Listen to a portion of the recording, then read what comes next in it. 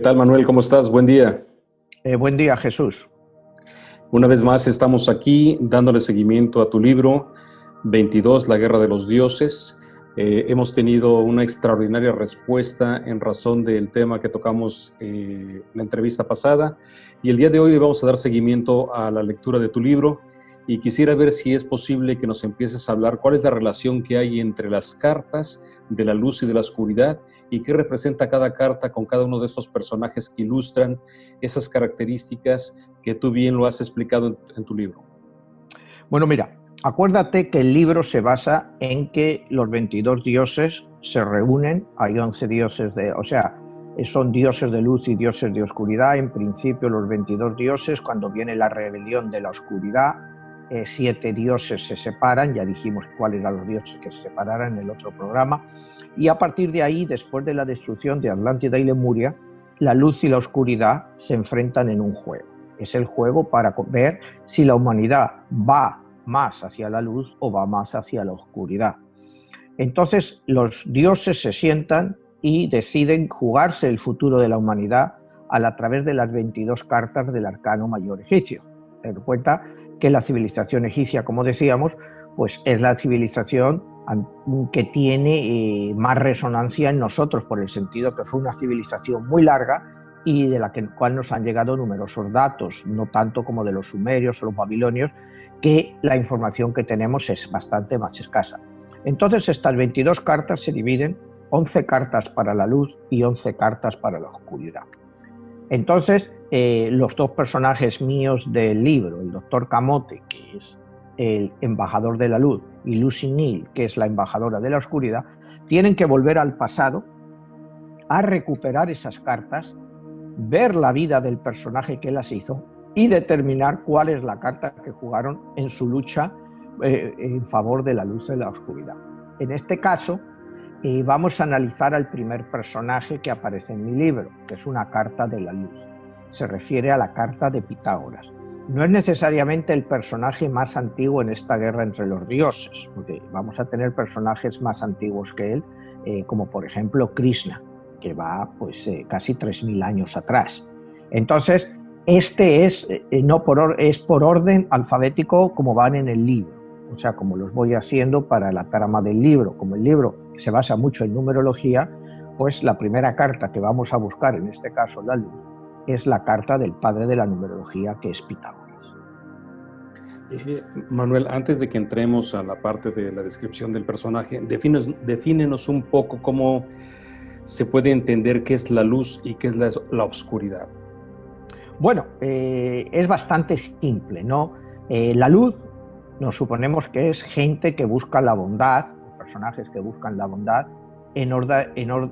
para favorecer el crecimiento de la raza humana, o sea, en busca del bien, que el mal trate de ser apartado. Por el contrario, la oscuridad cree que la raza humana es mucho más propensa al mal y hay que dejar el libre albedrío de la gente y que al final sea, bueno, la ley del más fuerte, que el que sea más fuerte sea el que triunfe en este ciclo de vida.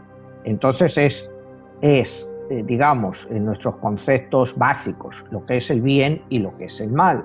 Pero como te digo, muchas veces en este libro y en nuestra vida, tanto el bien como el mal se entrecruzan, y lo que es bien para ti puede ser mal para otro, y viceversa, lo que es mal para otro puede ser bien para ti.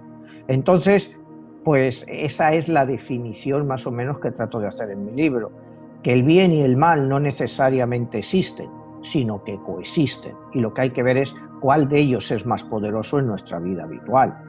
Hay gente que cree que la bondad siempre supera el odio, y hay gente que por el contrario que cree que el odio o la maldad pues siempre van a salir triunfantes, dadas las características del llamado ser humano.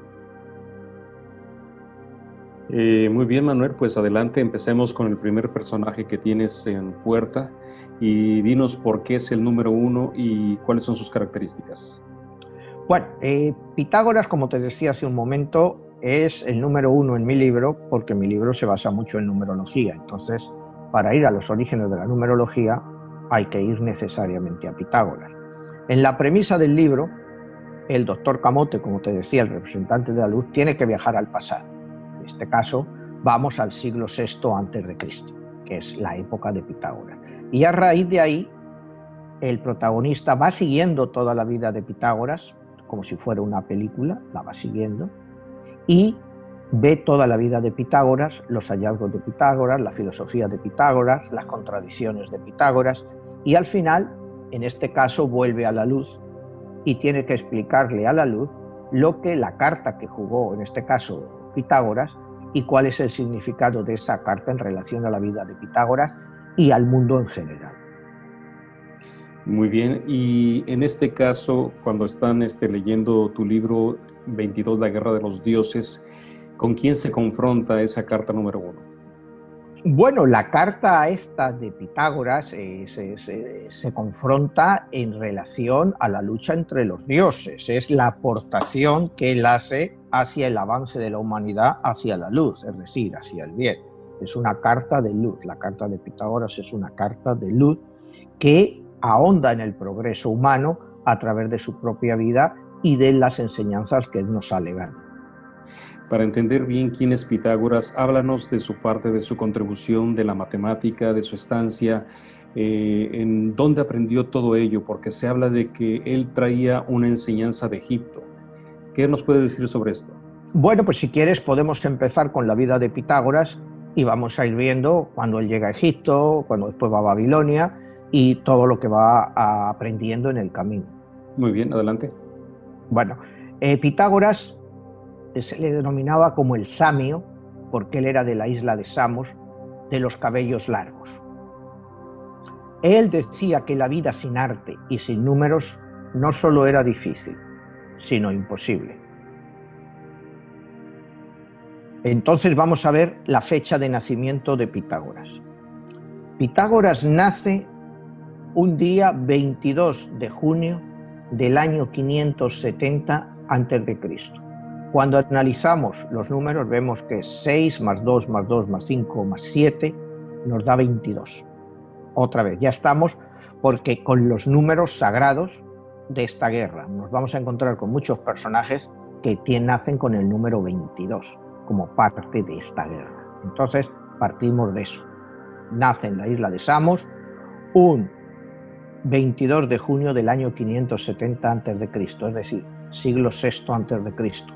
El siglo VI a.C., como sabes y muchos de nuestros telespectadores saben, es lo que se denomina el tiempo eje de la humanidad. Ese tiempo es un tiempo en el que nacen en la misma época Buda nace en la India, Confucio nace en China, Lao Tzu nace en China, Zoroastro nace en Persia y Pitágoras nace en Grecia. O sea, grandes personajes que han influido y que han cambiado la historia del mundo nacen en precisamente ese siglo, VI a.C., que se llama el tiempo eje de la humanidad, porque nos cambia todo el conocimiento que teníamos hasta la época. Partiendo de eso, empecemos que el padre de Pitágoras era un mercader de joyas. Su esposa Pitais recibió una profecía un año antes de que Pitágoras naciera, que iba a nacer de ella un hombre que iba a ser para gran beneficio de la humanidad. Ya estamos en el lado profético, ya también la madre había tenido una profecía, que este hombre iba a ser algo muy importante. Entonces, Pitágoras era aún muy joven cuando su padre murió, y entonces él empezó a preguntarse qué es lo que pasaba con el alma, dónde iría el alma de su padre, porque ya creían en el alma desde hace muchos siglos, pues la gente había creído en el alma, y él se piensa a plantear dónde va el alma de su padre. Él cree firmemente en la reencarnación y cree que el alma de su padre, una vez vuelta en ese tiempo, pues iban al Olimpo, a donde fueran, para estar con los dioses o para vivir otra vida, el alma volvía eventualmente a la tierra. Podría ser en un cuerpo de otra persona, o también él decía que podías emigrar a cuerpos de otras criaturas, como los animales. Entonces, estamos en un concepto de reencarnación muy parecido al hindú, que tú puedes migrar a criaturas o seres que nosotros consideramos inferiores a nosotros, como son los animales. Sin embargo, él decía que en cada nueva encarnación el alma pierde la memoria del pasado y empezamos una nueva vida en cada nueva reencarnación. Esto es un tema que tú sabes que es muy debatido entre las personas que critican la reencarnación, porque dicen, bueno, ¿por qué no me voy a acordar de las vidas anteriores? Yo he descubierto, bueno, a través de mi libro, yo no lo he descubierto leyendo, que existe lo que se llama el velo del olvido. Es decir, es un velo que nos ponen para que no podamos recordar nuestras vidas anteriores. ¿Por qué?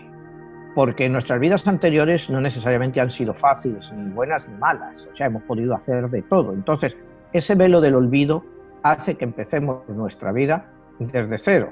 Dentro del alma han quedado unas sensaciones, cuidado, pero no han quedado detalles completos de nuestras vidas. Tú sabes que, bueno, pues en los años 90 se hizo muy popular la regresión a través de la hipnosis para buscar vidas anteriores, sobre todo a raíz del libro de Brian Weiss, Muchas vidas, muchos maestros. Pitágoras sostiene que las vidas existen, pero el velo del olvido es para nuestro beneficio, para que no pulvamos con las culpas que pudiéramos tener de vidas anteriores y que no nos dejaran avanzar en esta vida. Cuando Pitágoras tenía 18 años, Samos cayó bajo la tiranía de Polícrates. Este era un dictador. Entonces, Pitágoras decide que él ahí con Polícrates ya no va a avanzar más en Samos, y es cuando decide emprender su viaje a Egipto. A esa edad decide. Pitágoras ya tenía, por supuesto, bastantes conocimientos, había estudiado mucho todos los conocimientos de Biblos y Tiros, que eran dos culturas muy conocidas en la época, y él era un experto en ellos. Pitágoras emprende el viaje a Egipto a bordo de una nave fenicia. Un muchacho muy joven, aparentemente muy tímido. Entonces los fenicios estos que le recogen en su nave para llevarle a Egipto, lo primero que piensan que va a ser una presa muy fácil para que ellos puedan asaltarle y robarle todo lo que lleva. Sin embargo, al poco de estar en la nave de Pitágoras, hay algo en Pitágoras, una especie de aura o de energía que los atrae. Y desde el primer momento le tienen un respeto muy profundo, le tratan con la mayor diligencia, pero Pitágoras se pasa los 3 días que dura el viaje hasta Egipto meditando. Se pone en un rincón de la nave y por 3 días ni come, ni duerme, ni nada, se lo pasa meditando.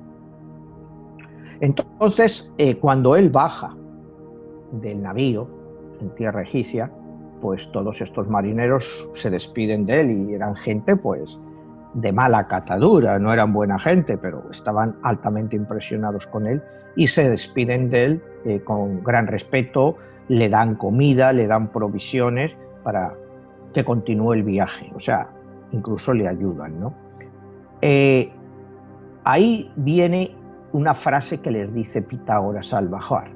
Cuando consideras si perjudicarás a otro o no, tú sufrirás primero en ti mismo el daño que intentes cometer. Sin embargo, tampoco puedes esperar ningún bien a través del mal, dado que las formas de cada uno se corresponden con su vida y sus acciones. Cada alma también es un depósito de las buenas cosas buenas y la malvada de las cosas corruptas. Esta es una de las primeras enseñanzas que tenemos de Pitágoras, y es ver la transformación que él produce en esos marineros. O sea, ellos estaban dispuestos a matarle, o si no a matarle, a quitarle todo y dejarle abandonado en cualquier sitio, y él con su propia actitud hace que estas personas, bueno, reconsideren lo que querían hacer y se sientan una admiración especial por Pitágoras. Es una parte importante de su filosofía, ¿no? Las acciones del bien y el mal, perjudicar a otro, tú eventualmente sufrirás las consecuencias de eso. Estamos hablando de karma, aunque sin llamarlo karma, porque todavía él no utilizaba la palabra karma. O también sería lo que se conoce como la ley del taleo, ¿no? Con la vara que mides vas a ser medido, ¿no? Y ojo por ojo. Exactamente. Manuel, un paréntesis. Quisiera que nos expliques la importancia y qué significaba para esos entonces hablar de matemáticas. Porque hoy hablamos de la matemática de una manera que quizá la entendamos diferente a como la entendían ellos, porque ahí se une el aspecto filosófico y que hay que entender también qué es la filosofía, cómo lo veían ellos, y ahora que lo hablas en relación de cómo entendían ellos la vida, el alma, esto que estás hablando de la reencarnación, porque para muchas culturas, para muchas religiones, muchas filosofías, quizá la parte de la transmigración de las almas es algo donde ellos lo entienden y lo aceptan.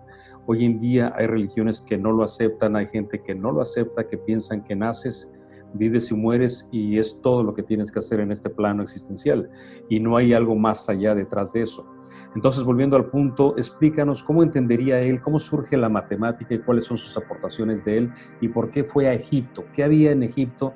Se habla del teorema de Pitágoras, que es su gran aporte, pero se tiene entendido que en la Gran Pirámide ya se encuentra ese mismo teorema ya plasmado en la arquitectura. Entonces, él lo crea, ese teorema, o lo difunde y lo absorbe de los filósofos egipcios. Mira, cuando Pitágoras llega a Egipto, él en principio lo primero que busca es conocimiento. Él se reúne pues con todos los sacerdotes de la época, con los profetas, acuérdate que había muchos profetas en esa época, y va visitando todos los templos.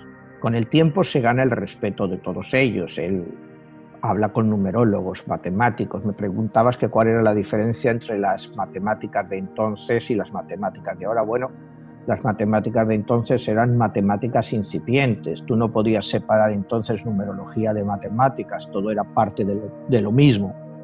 No existía una separación clara entre las dos cosas, ni entre la astronomía, que era parte también de los atributos de Pitágoras. Entonces, cuando él llega a Egipto y me hablas de la transmigración de almas, pues la transmigración de almas pues es un concepto que los griegos siempre lo han tenido en cuenta, no solo Pitágoras, también Sócrates, ¿no? Ellos creían firmemente en que las almas volvían.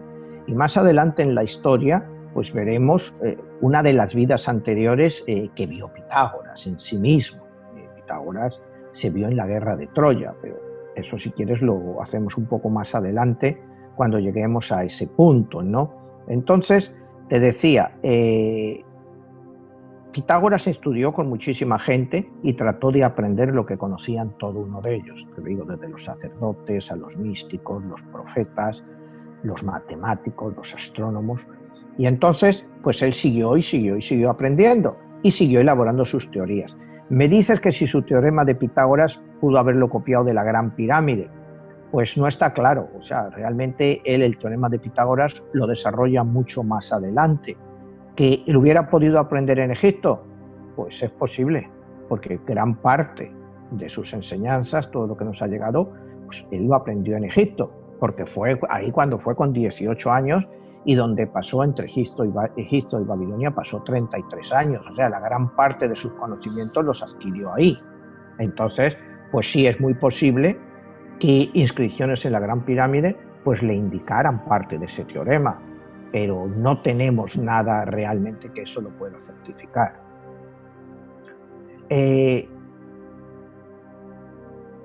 ¿Qué es lo que Pitágoras buscaba en Egipto, además del conocimiento? Él buscaba algo que nadie antes había podido encontrar y que él quería encontrar, y es respuestas. ¿Respuestas a qué? Pues respuestas a todas las cosas que él se le ocurrían en su cabeza y no sabía si eran cosas ciertas o eran cosas pasadas, ¿no? Lo que es importante de entender es los ciclos de Pitágoras. ¿Por qué Pitágoras pasa exactamente 22 años en Egipto? 22 años. En mi libro lo hago como parte de esta guerra entre los dioses, ¿no? Como son 22 dioses, pues el número 22 juega siempre un papel clave. Después pasa 11 años en Babilonia. Ya tenemos otro número maestro, 33. O sea, siempre va jugando con esta numerología, con estos números, para incrementar su conocimiento. Sí. Manuel, para ahí, porque salimos de... Ok, continúa, sí, sigue grabando. Bueno, entonces nos tenemos aquí que Pitágoras llega al número 33 de años que está fuera, entre Egipto y Babilonia. Como sabemos, el número 33 se le apoda el maestro experto, que es la combinación de 11 y 22. El número 22, sin embargo, que es el que más se juega en mi libro y el que juega Pitágoras, es el más importante, porque contiene mayor poder que cualquier otro número, así a la vez puede darte oportunidades ilimitadas, al mismo tiempo que este número 22 te manda desafíos formidables. Como te decía, después de vivir 22 años en Egipto, Pitágoras es capturado por los soldados del rey Cambises de Babilonia. Entonces se lo llevan prisionero a Babilonia. Al llegar a Babilonia, pues cuando se dan cuenta del tipo de persona que es Pitágoras, automáticamente le dejan salir libre sin ninguna cosa y le dan todo tipo de facilidades para que pudiera seguir estudiando. Otra vez se reunió con sacerdotes babilonios que eran grandes expertos en la época en matemáticas y música. Cuidado, porque Pitágoras yo creo que es el primero que dice que la música son matemáticas. Y de ahí le viene a él, como él viajó, sufrió, o sea, porque él fue siempre muy frugal, dice, viajar enseña al hombre a ser frugal y a poder abastecerse a sí mismo, ya que el pan hecho de leche y harina y una cama de hierba son los remedios placenteros, más placenteros para el hambre y el trabajo. Pitágoras siempre predica la frugalidad, no amasar cosas, siempre frugalidad y vivir el momento. Muchas cosas que ahora, como vemos nuevos libros como El poder de la hora y cosas de esas, ya Pitágoras lo predecía.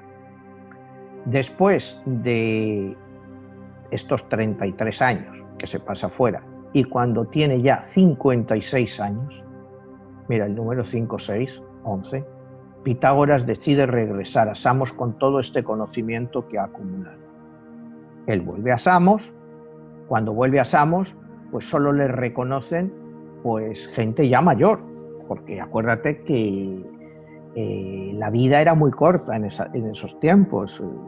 Mucha gente que él había conocido ya no existe, quedaban algunos ancianos. Bueno, pues ya a los 56 años o 60 ya eras un auténtico anciano en esa época, que le reconocen, le respetan.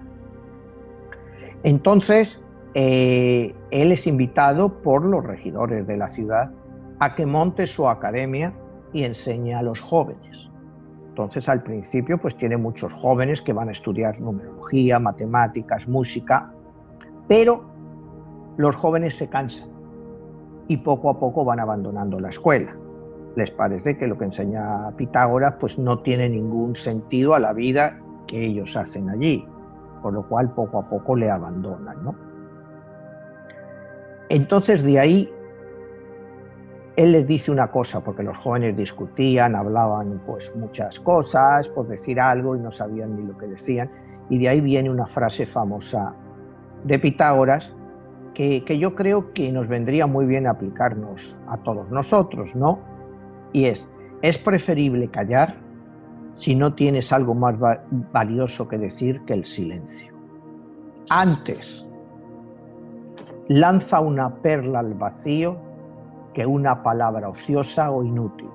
Y no digas poco en muchas palabras, sino mucho en pocas. Yo creo que este es un concepto fundamental en la filosofía de Pitágoras.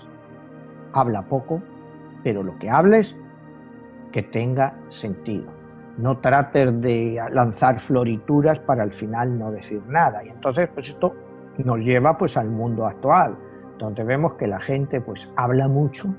Vemos bueno, otra vez no vamos a hablar de los políticos, que hablan mucho y al final no han dicho nada. Entonces Pitágoras ya se opone a eso, de hablar mucho, hablar con floritura y no decir nada. Es mejor decir poco, pero que tenga sentido. Y si no tienes nada que decir, que aporte algo a lo que se está hablando, sencillamente guarda silencio, porque el silencio puede ser tu mejor arma. Muy bien, Manuel. Entonces, ahorita dentro de toda esta parte histórica y de esta parte de las cartas de la luz, ¿cuál es el aporte que pudiéramos decir que dentro de ese entramado que hay, de esa confrontación entre el bien y el mal, cómo pueden las personas aplicar todo esto en su parte del entendimiento, que es la numerología? Bien hablas de la matemática, que antes se podía en un momento dado aplicar en su vida normal, desde la fecha de nacimiento, todas sus características de los números y todo ello. ¿Cómo lo podemos trasladar al día de hoy? Bueno, pues eso lo hemos hablado ya algunas otras veces, ¿no? Podemos hacer nuestros números de nacimiento, el número de año en el que nos encontramos y tratar de ver el ciclo en el que nos encontramos. Según Pitágoras, pues cada ciclo, bueno, corresponde a una etapa importante de tu vida y según seas capaz de analizarlo, pues vas a ser capaz de superarlo o no. Es lo mismo que nos aplicaría hoy en día a nosotros. Eso, cuando Pitágoras sale de Samos y va al templo de Delfos, ahí la gente empieza a pensar que él es la reencarnación del dios Apolo. Acuérdate que Apolo era uno de los dioses más importantes de la época. En mi libro, Apolo está como una de las 52 divinidades angelicales, no como uno de los 22 dioses mayores, aunque luego eventualmente cuando todos se fusionan, todos pasan a ser de la misma energía. Acuérdate que en el libro los dioses se pueden reencarnar hasta 7 veces en diferentes personas, no necesariamente en dioses. Entonces Apolo, pues en este caso, fue el alma de Pitágoras. Apolo elige a Pitágoras para traer todo ese conocimiento. Acuérdate que Apolo es el dios de las matemáticas, de la música, en cierto modo de la belleza, que es lo que Pitágoras trata de transmitirnos. Todo esto Pitágoras te lo explica a través de lo que él llama el semicírculo de Pitágoras, que es una organización, una institución que él hace para todos aquellos interesados a asistir a sus clases para aprender ciencia, numerología, matemáticas, geometría y astrología. Entonces, en este punto de la vida de Pitágoras, él ya se da cuenta que ahí ya no va a avanzar más, que los griegos se han quedado muy perdidos y que ya no le van a escuchar más. Entonces, cuando decide trasladarse a Crotona, en Italia. Crotona era quizá en esa época la ciudad más aristocrática de lo que podríamos decir era la Italia de entonces. Entonces ahí establece su círculo, ¿no? Y entonces tiene una gran aceptación entre la gente, sus ideas, tiene multitud de seguidores. Él se pasa la vida visitando, pues otra vez, oráculos y templos, y a través de esas visitas él sigue elaborando sus teorías. La relación de los hombres con los animales. Para Pitágoras, durante este periodo de su vida, esta relación tiene una gran importancia, ¿no? Y te dice una frase muy importante: mientras el hombre continúa siendo el destructor despiadado de seres inferiores, no conocerá la salud ni la paz. Mientras el hombre masacre animales, se seguirán matando los unos a los otros. Bueno, ahí entramos en un punto de respeto, el respeto de la vida que él tiene para todo tipo de vida, tanto por supuesto a la vida de las personas, pero como también de la vida de los animales. Él en ese momento pues, continúa con grandes seguidores y le llegan a denominar el Apolo del Norte, el Apolo del Norte. Y es en lo que me baso en mi libro, en esta parte, para buscar más profundamente las posibilidades de que realmente sí fuera la reencarnación mística, en cierto modo, del dios Apolo. Ok, Manuel, nos decías que Pitágoras, ¿cómo se entendería esa parte de la encarnación, de la transmigración de las almas, y Pitágoras que se pueda considerar como la encarnación del dios Apolo? Bueno, como te decía en mi libro, La luz, la oscuridad, pues los propios dioses se encarnan en la tierra. Cuando los dioses se encarnan en la tierra, el velo del olvido también les aplica a ellos. Es decir, los dioses no saben que son dioses, porque vienen a vivir una experiencia humana. Acuérdate que la base del libro es que los dioses, al venir a la tierra, adquieren características humanas, tanto para el bien como para el mal, y se hacen humanos. Entonces, estas experiencias que ellos viven, los grandes dioses, digamos los 22, tienen una idea de que son algo, pero no saben exactamente lo que son. ¿Me entiendes? Acuérdate que en mi libro solo 2 dioses vienen como dioses, que es Cristo como sí mismo y Krishna. Todos los demás, como dijimos en el capítulo anterior, ocupan cuerpos de otras personas, o sea, su alma está en otras personas. Isis está en Cleopatra, Belcebú está en Stalin, Satán está en Hitler, en fin, son dioses encarnados en persona. En este caso, el hecho de que Apolo entre dentro de Pitágoras, pues tiene sentido que su alma, bueno, Apolo viene una experiencia para mostrar el lado positivo de la humanidad y hace que el alma de Pitágoras pues sea la esencia del dios Apolo, ¿me entiendes? Acuérdate que esto es una novela, entonces partimos de bases, de posibilidades, y hay que entenderlo así. Yo creo que sí, pues muchas de las características de Pitágoras eran atribuibles a Apolo. Por eso él fue denominado el Apolo del Norte.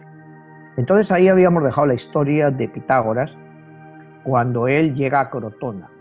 En Crotona, Pitágoras se enamora por primera vez y se casa con Teano, que era una alumna suya, bastante más joven que él, pero con la cual tiene una gran relación, ¿no? Ella es la que interpreta mucho del pensamiento de Pitágoras para sus propios discípulos y seguidores.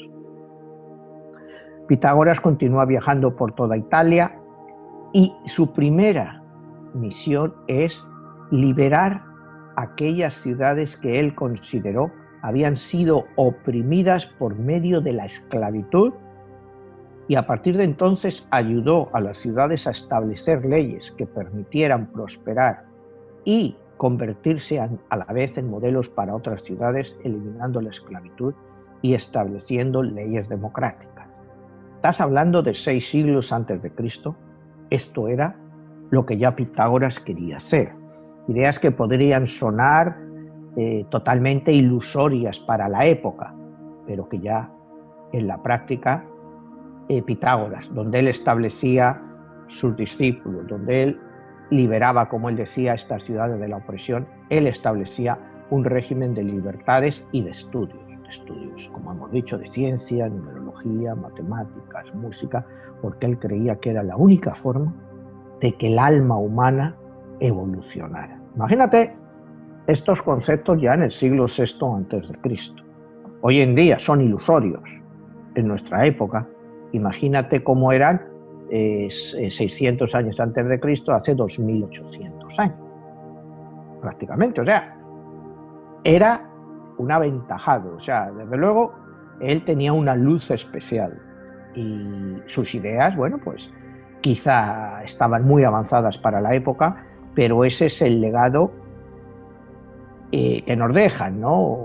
Una frase de él es: practica la justicia en tus palabras y acciones, siempre hazlo, ¿no? Entonces, para mí eso es extremadamente importante, ¿no? Él creía en la importancia de los tiempos, ¿no? siempre pensó que era más importante la mañana que la noche, la luz que la oscuridad, los ciudadanos del Estado a los ciudadanos que venían a invadirlo.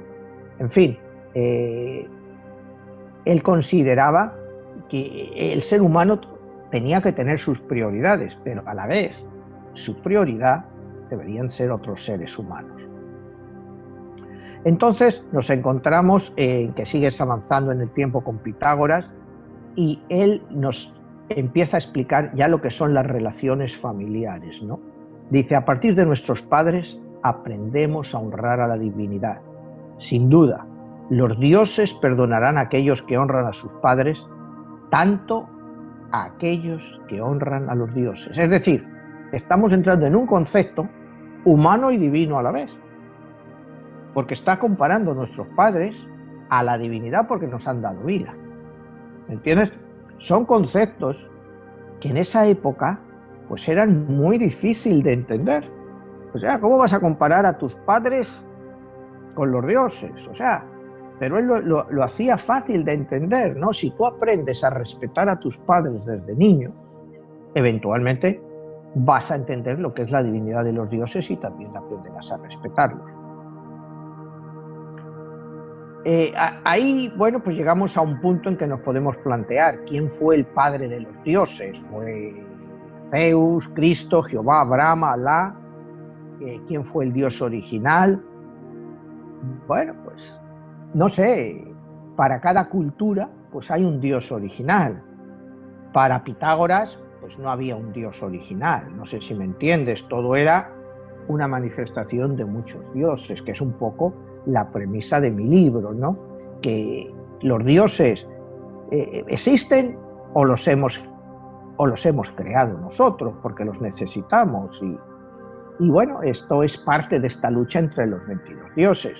Seguimos ahondando en la filosofía de Pitágoras y él establece que la templanza es la virtud de mayor sobriedad que debe aplicarse universalmente. Todos los bienes, los del cuerpo y del alma, preservan nuestra salud y a la vez nuestra conciencia. Los dioses responden con un castigo que podría ser muy, muy duradero si no somos capaces de mantener nuestra templanza. ¿Me entiendes? Bueno, es filosofía de la época, pero filosofía muy avanzada.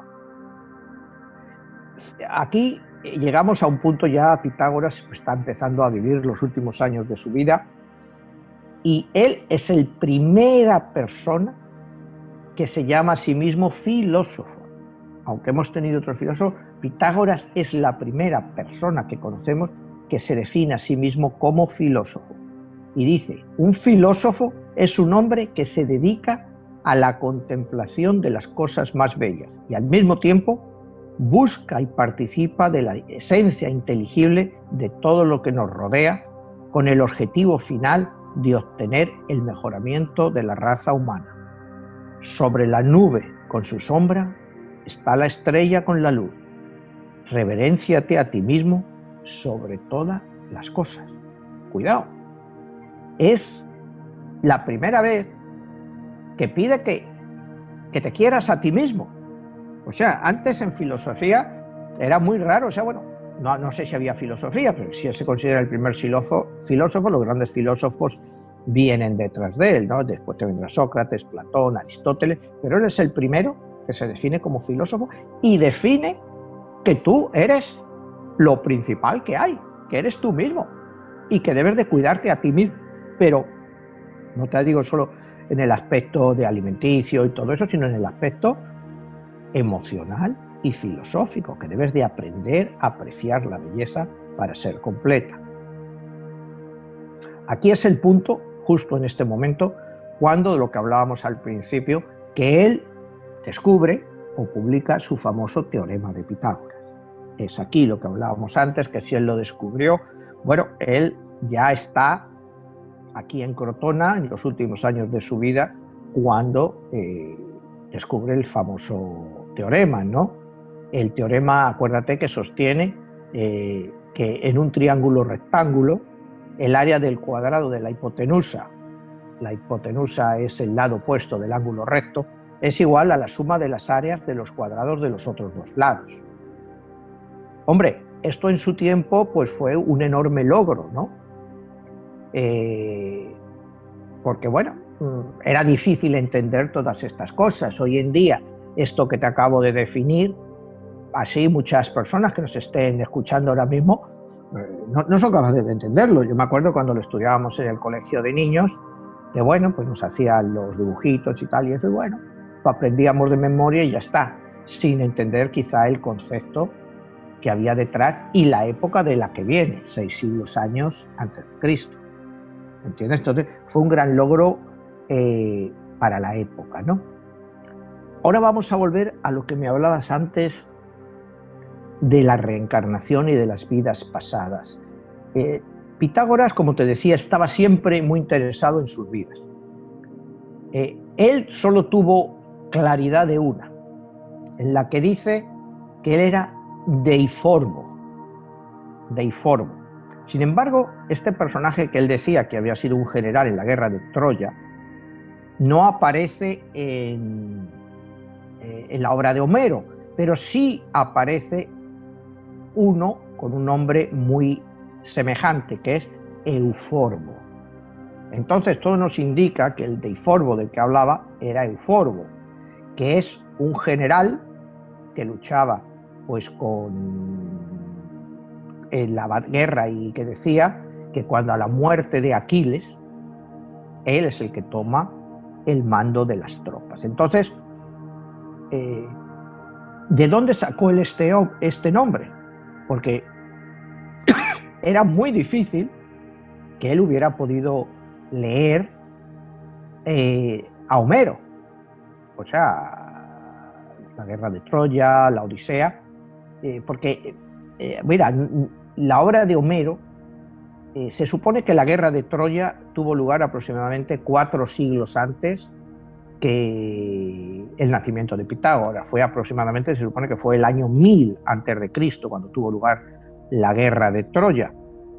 Él en su sueño, cuando él se vio como Deiforbo, que realmente el nombre era Euforbo, pero suena bastante similar, para entender que sí, que realmente, y por lo que él contaba de lo que había pasado en la guerra de Troya, es muy difícil que él tuviera acceso a la obra de Homero. Es más, la obra de Homero, acuérdate que no tenemos constancia exactamente de en qué año se pudo escribir. Hay quien te varía que va desde el siglo VIII al siglo V antes de Cristo que se pudo escribir las obras de Homero, ¿no? Y por supuesto Homero no participó en la batalla. Acuérdate que Homero era ciego.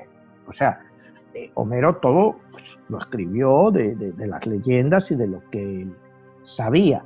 Entonces este dato de que Pitágoras era Euforbo, pues creo que es un dato vital para entender el concepto de reencarnación y transmigración de las almas en la vida de Pitágoras. Entonces ya vamos acercándonos ya a los últimos años de la vida de Pitágoras. Pitágoras tiene un accidente y se rompe el fémur. Entonces se le ocurre una gran idea. Él le pide 47 monedas a uno de sus discípulos de oro y las funde.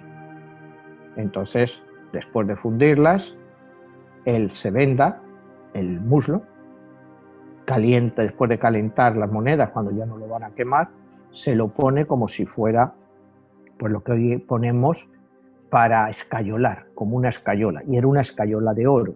Y entonces de ahí viene la leyenda, que se han escrito libros sobre ello, sobre el muslo de oro de Pitágoras. Y está basado en esto, según mis investigaciones, ¿no? Hay gente que nunca le ha podido encontrar un sentido al muslo de oro de Pitágoras.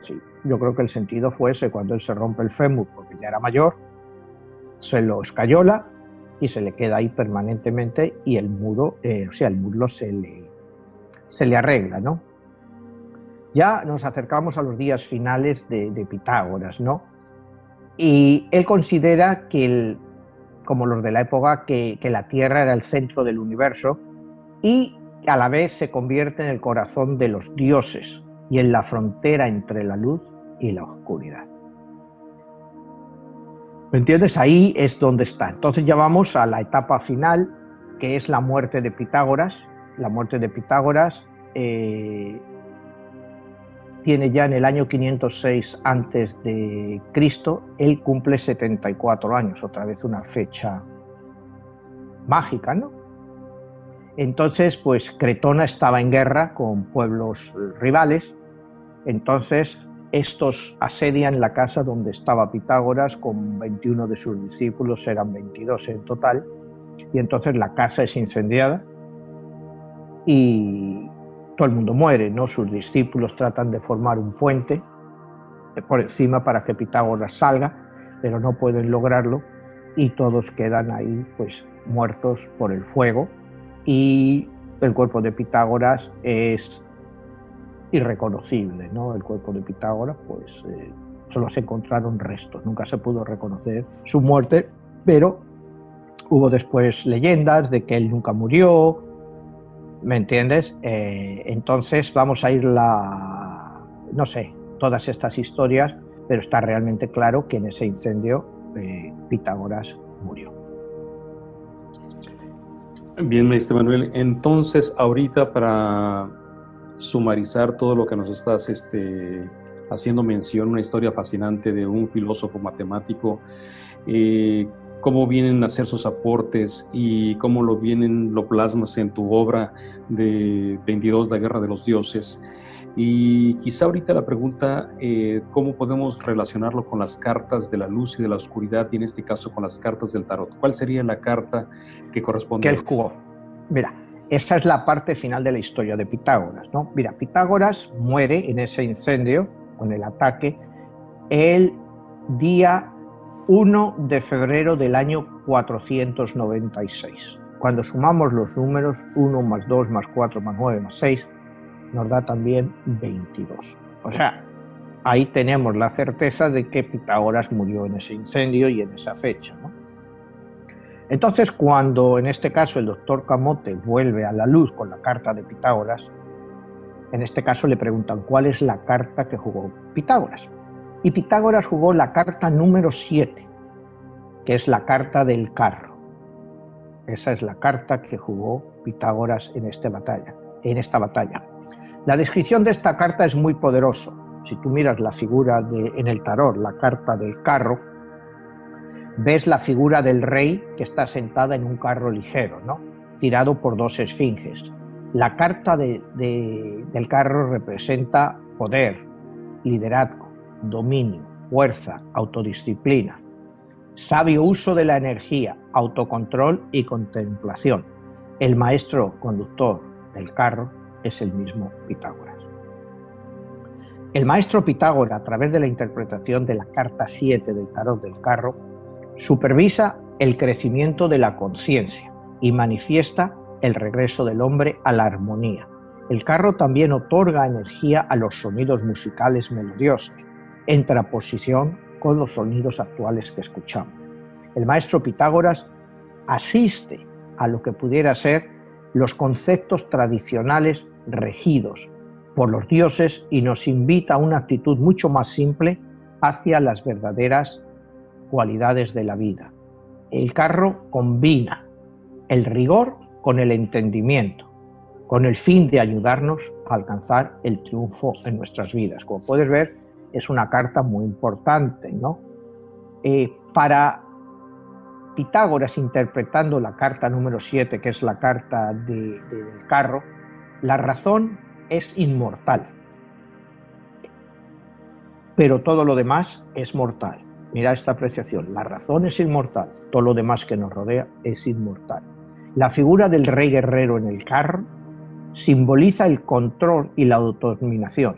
Elige siempre, dice Pitágoras, el mejor camino que creas que es el mejor, a pesar de que pueda ser el más duro. El hábito pronto convertirá ese camino en algo fácil y agradable. Fíjate qué consejo tan importante nos manda a través del tarot. Elige siempre el mejor camino, aunque ese sea el camino más duro. Y eso se aplica a nuestras vidas, porque muchas veces en nuestras vidas tiramos por el camino más fácil, porque es lo que está a nuestro alcance, y no nos arriesgamos a buscar el camino que es mejor para nosotros. Tenemos miedo, bueno, con lo que nos aplica en nuestra vida normal. El número 7, en este caso del carro, indica que es tiempo para la soledad y el silencio. El hecho de no ser una persona conformista otorga una gran calidad espiritual a esta carta. El número 7, acuérdate, es el número del místico, del sabio, que busca una mejor conexión con Dios y siempre busca la verdad. La verdad es tan perfecta. Si Dios decidiera hacerse visibles a los hombres, elegiría la luz para su cuerpo y la verdad para su alma. Fíjate qué definición. Fascinante. Si Dios declarara hacerse visible a los hombres, elegiría la luz para su cuerpo y la verdad para su alma. Fíjate qué conceptos en el siglo VI antes de Cristo. ¿Me entiendes? Estamos hablando de una persona pues extremadamente avanzada y que hoy en día con estas, no sé, claro, los conocimientos que tenemos ahora científicos, pero filosóficos, pues no se aleja de nada de lo que hoy en día, no sé si esta filosofía hoy en día sería mejorable. Eso es lo que te digo, o sea, ¿en qué puedes mejorar lo que yo te acabo de decir de Pitágoras? O sea, y está escrito hace 2800 años. ¿Cómo puedes mejorar eso? ¿Entiendes?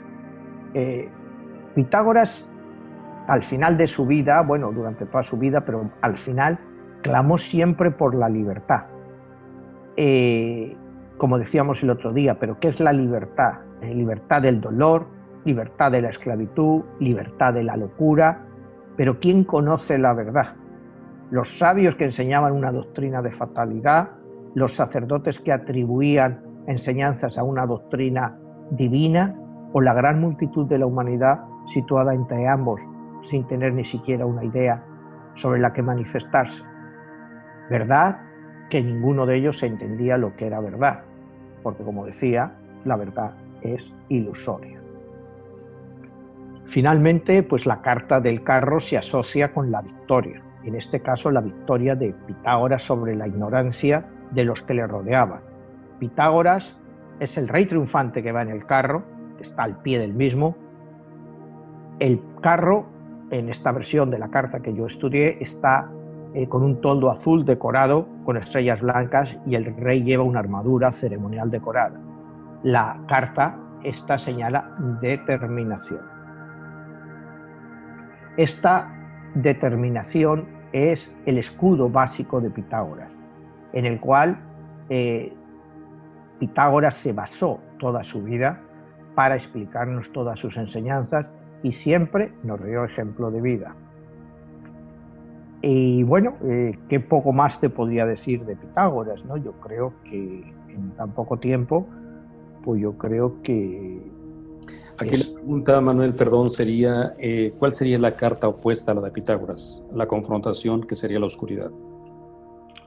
Bueno, realmente en mi libro no hay cartas que se confronten unas a otras, ¿no? O sea, son 11 cartas para la luz, 11 cartas para la oscuridad, y cada carta trata de avanzar, bien para hacia la luz o bien para hacia la oscuridad. Cualquier carta de las jugadas por la oscuridad se opone a la carta de Pitágoras. O sea, todas las cartas unas se oponen a otras, no es una carta determinada contra otra. Todas, hay 11 cartas que se oponen a esta carta, que son porque las formas de utilizarlo son totalmente diferentes, ¿no? Muy bien. Manuel, entonces, bueno, recopilando toda esta información y viendo la numerología, la carta dice sería el número 7. La carta número 7, que es la carta del carro. Muy bien. Bueno, quizá pudieras darnos, a petición de algunas personas que nos están pidiendo la relación de la numerología personal, que nos pudieras hacer llegar, qué tenemos de numerología para concluir y cómo ellos pueden buscar su numerología para recordarles cuál es el proceso. Mira, la numerología de esta semana es la siguiente, ¿no? Acuérdate, ellos sencillamente lo único que tienen que hacer, tu fecha de nacimiento, 22 de mayo de 1956, por ejemplo, sería, cuando sumas todos los números, es un número 3. 22 de mayo de 2020, que es este año, cuando sumas todos tus números, te da un número 4. Entonces tú sumas todos tus números del día de tu nacimiento, 22 de mayo de 1956, y luego te va a dar un número 3. Después sumas 22 de mayo del año 2020, que es este año, y te va a dar un número 4. Entonces, tú, a lo que yo ahora te voy a decir, tienes que escuchar a los números 3 y 4. El número 3 porque es tu número de nacimiento y el número 4 es el número en el que estás este año. Es muy simple. Entonces, si quieres, empezamos con el número 1. El número 1, que es lo que le espera para esta semana. Tu ira reprimida puede necesitar. Alguien puede estar arrepentido por haberte tratado mal. Un poder superior tiene el control. ¿Vale? Eso, el número 1, que aplique a ver si lo que le ha dicho tiene algún sentido en lo que le vaya a pasar esta semana. Número 2. Tómate un tiempo para observar a un grupo de aves jugando cerca de la orilla. Mantén tu fe en el mañana, pero sé agradecido por el hoy. Antes de irte a dormir, respeta y repite los eventos que has tenido en el día. Trata de revisar todo lo que has hecho hoy, así como todo lo que vas a hacer toda la semana antes de irte a acostar. El número 3, no te inquietes por una oportunidad perdida. Eso ha sido el pasado. Mantente enfocado en el momento. Prepara una cena con los amigos y sé muy cuidadoso con tus gastos. Número 4, fíjate, dice enamórate de la idea de estar enamorado. Involúcrate con algo que te brinde placer. Sé encantador en una cena y no malgastes tus momentos. Número 5, sé complaciente con un amigo. Considera tu presupuesto y no derroches en un objeto oneroso. Como te decía el otro día, ahora los números están saliendo, muchos números, para que la gente no malgaste y que ahorre. O sea, sale, como ves, en muchos números la idea de que hay que ser frugal. Podrías recibir un valioso mensaje por internet. No lo dejes pasar. Número 6. Puede existir un remedio simple para un problema complejo. No te extiendas demasiado en el almuerzo en algunos días esta semana. Sí, tómate las cosas con tranquilidad, pero presta atención a tu trabajo. Ten mucho cuidado con el trabajo. Fíjate, me están diciendo que tenga mucho cuidado con el trabajo. Se lo repite varias veces. Entonces, bueno, número 6, tienes que ser cuidadoso. Número 7, no escuches el chismorreo de amigos o vecinos. Vigila tus tarjetas de crédito, otra vez. Pueden pedirte que te unas a un taller de actuación o representación pública o algo, o quizás te pidan dar una conferencia en público. Número 8, alguna persona puede cuestionar tus calificaciones. Piensa mucho antes de hablar. No te sientas culpable si destinas tiempo a ti mismo, pero no descuides a tu familia. Evita gastos superfluos. También nos dan esta. Y por último, el número 9, quizás presencies un accidente. Permanece atento a las reacciones de los demás mientras estás hablando. Ten mucho cuidado con lo que dices. No hablas la boca innecesariamente. Muestra tu reconocimiento a aquellas personas que alguna vez te han hecho un favor. Es el momento de hacerlo. Estos son los 9 números como están para esta semana. Entonces, bueno, pues como te digo, son ideas generales de cada número. Entonces, pues cada persona debe de escuchar a 2 números, a su número de nacimiento y al número en el que está aspectado este año. ¿Y esto lo pueden encontrar en cuál de tus libros? Todo esto lo encuentran en el libro de Nostradamus. En el libro de Nostradamus está la numerología diaria para todos ellos, para el resto de su vida. Muy bien, Manuel. Bueno, pues ha sido un Un análisis de un punto de vista muy interesante y es algo que quizá muchas personas el día de hoy se sorprenden cuál es la relación de la matemática, que hablamos de Pitágoras como un matemático, pero también de un numerólogo, porque para ellos la numerología tenía un sentido, una aplicación en su vida diaria. Hoy nos presentas este tipo de reflexiones que nos invita a considerar que puede haber algún mensaje de esos códigos secretos que están ahí, esas frecuencias energéticas o esas frecuencias que hay en la energía que están fluyendo con la que nosotros debemos de fluir. Y bueno, pues queda abierta la invitación para que las personas nos sigan mandando sus preguntas, sus temas, sus inquietudes. Y bueno, Manuel, ¿dónde te podemos contactar?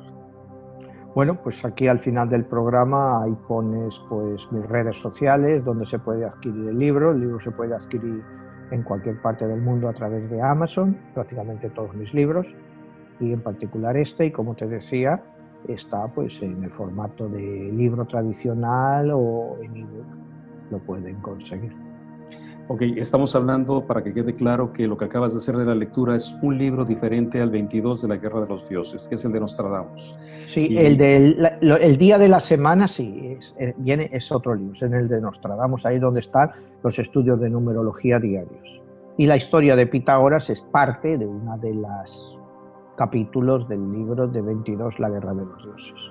Muy bien, y entonces queda la invitación para que estemos haciendo el análisis de otra de las cartas de la luz y cartas de la oscuridad, y estaremos analizando a esos posibles personajes que has puesto tú en tu obra, en tu novela, para entender qué energías representan, qué papel han jugado en la historia y cómo nos ha venido a impactar como humanidad y qué debemos de entender detrás de todo eso, detrás de eso que llamamos dioses.